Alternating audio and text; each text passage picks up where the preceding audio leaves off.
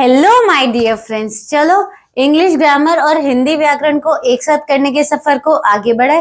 तो अभी तक आपने देखा कि हमने अपनी प्रीवियस वीडियोस में किया था कि सिंगुलर नाउन को प्लूरल नाउन में कैसे बदल सकते। तो आज देखेंगे उन्हीं का ही हिंदी जिसको हम एक वचन और बहुवचन कहते हैं, उनको कैसे बदलते हैं। चलो तो करते हैं। सबसे पहले है कि कोई भी शब्द जो आ से खत्म होता है उसको कैसे बदलते हैं।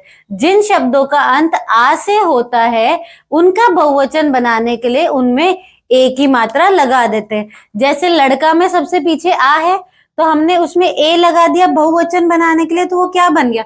लड़का का लड़के हो गया, बच्चा का बच्चे, तारा का तारे। तो चलो नेक्स्ट नियम देखते हैं हम जल्दी से। अब है कि ई, बड़ी ई पर समाप्त होने वाले शब्द जिनका अंत ई से होता है उन्हें बहुवचन में बदलने के लिए इया जोड़ा जाता है। जैसे लड़की का क्या हो गया? लड़कियां। पहले ई की मात्रा थी बड़ी ई की, तो यहाँ क्या हो गया? छोटी ई की मात्रा और या लग गया। फिर नानी का नानिया, चाबी का चाबियां। नेक्स्ट देखते हैं।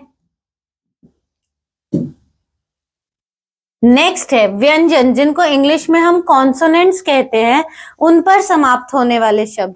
जो शब्द किसी व्यंजन पर खत्म होते हैं उनका बहुवचन बनाने के लिए अक्षर में ए या ओ जोड़ा जाता है। देखो जैसे पुस्तक का क्या हो गया? पुस्तकें। आंख का आंखें, मेज का मेजें, हाथ का हाथों, फूल का फूल। क्लियर?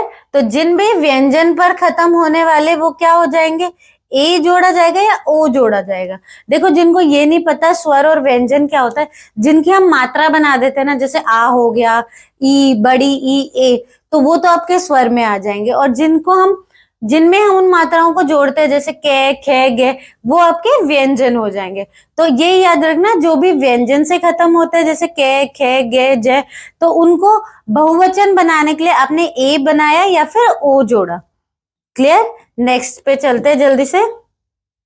नेक्स्ट है, अच्छा इसको करने से पहले एक चीज और याद रखना कि इन सीरीज को ना रेगुलर करना, छोड़ना नहीं है बिल्कुल भी। आप लोगों को सारी वीडियोस देखनी है।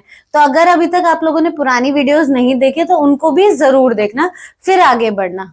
चलो नेक्स्ट है कि अनियमित बहुवचन। कुछ शब्द नियमों का पालन नहीं करते। हमारे इंग्लिश में भी कुछ रूल्स थे, कुछ वर्ड्स थे जिनका कोई रूल्स नहीं था। वैसे हिंदी में भी कुछ शब्द होते हैं जिनका कोई नियम नहीं होता है, उनके अलग बहुवचन बनते हैं।